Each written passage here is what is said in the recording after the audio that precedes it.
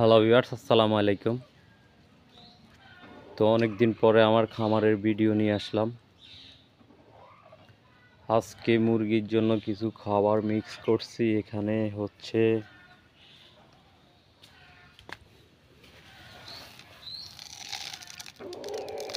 এগুলা ধান, চাউল, সিদ্ধ চাউল, আলবা চাউল এবং কি নারিশ কোম্পানির কিছু ফিড এখানে আছে।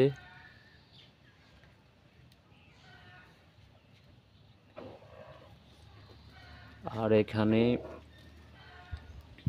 ডাউল, চাউল, আরও হলুদের গুঁড়া, মরিচের গুঁড়া, লবণ সব কিছু মিক্স করে এগুলা সিদ্ধ করে অন্য দিন শাক পাতালতা সব একসাথে দেই। আজকে কিন্তু দেই নাই, এইভাবেই সিদ্ধ করে কিছুক্ষণ পরে দিই মুরগিগুলোকে।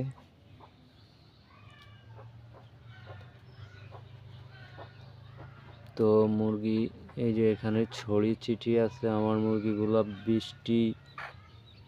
বৃষ্টির কারণে মাটি একদম স্যাঁতসেঁতে হয়ে যায়। এখানে যে উপরে চাল দিছি তারপরেও কিন্তু বৃষ্টির যে পানির কারণে এখানে জায়গাটা স্যাঁতসেঁতে হয়ে যায়।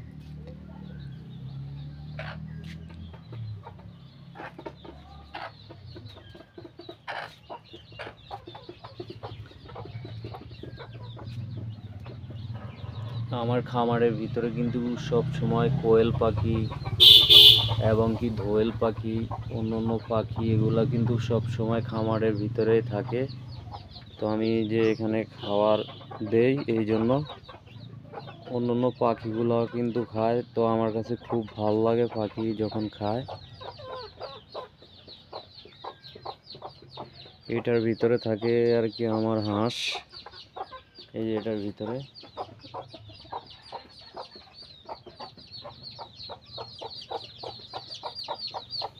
আর আজকে এগুলারে বাইর করছি মুরগির বাচ্চা। তো এগুলা ফুটছে 3 দিন আগে।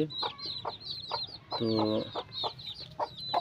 এখন অলরেডি 36 ঘন্টা, 36 দুগুণে 72 ঘন্টা পর আমি এখানে দিছি লেবুর পানি ফার্স্ট স্টার্টিংয়ে খাওয়ার জন্য।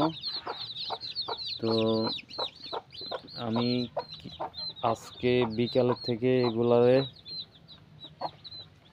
স্টার্টার্স দেওয়া শুরু করব।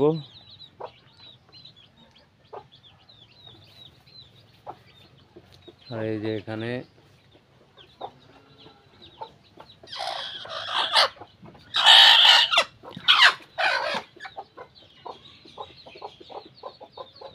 এগুলা ডিম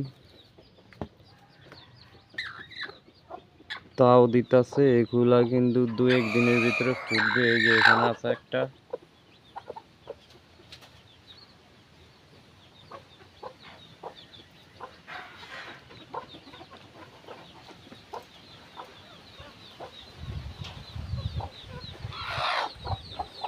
এই যে মুরগি যখন উমে আসে তখন কিন্তু এগুলো ভাঙাইতে অনেক সমস্যা হয়।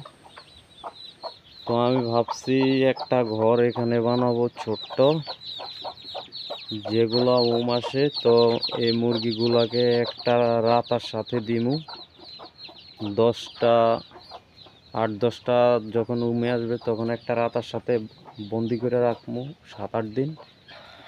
তখন এগুলার আর থাকবে না।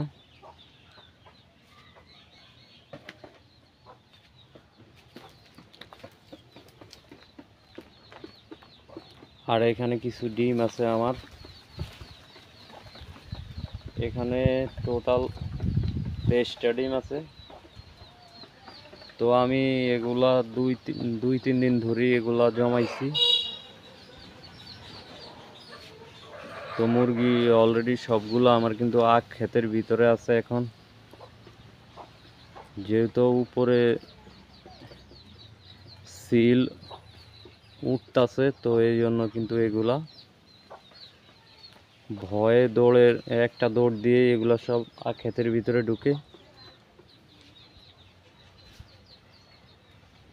আর বর্ষাকালে একটা মুরগির সমস্যা, যেখানে পানি পায় ওইখানেই খায়, কিন্তু ওই যে আমি পানি দিয়ে রাখছি ওখান থেকে খায় না। আমি পানির সাথে জিঙ্ক দিয়ে মিক্স করে রাখছি, ওখান থেকে খায় না, কিন্তু নোংরা পানি খায়। তো এই সমস্যাগুলোর কারণে মুরগির চোখে মুখে গুটি, বিভিন্ন ধরনের ভাইরাস জনিত রোগ হয়।